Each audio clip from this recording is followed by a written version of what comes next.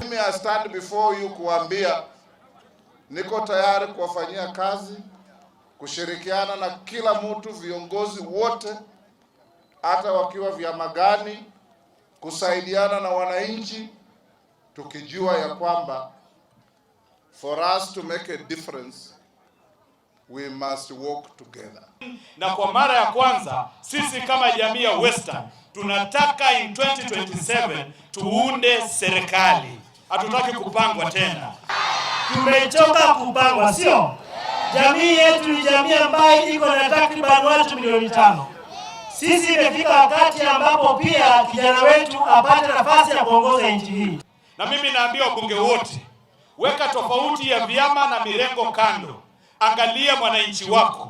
Sababu hii tax ikiwekwa haitaenda kwa Kenya Kwanza ama kwa Azimio, itaenda kwa kila mwananchi wa nini? Wa Kenya.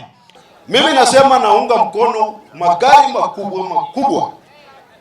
Ile ninatembelea ndani kama mimi, tulipe ushuru.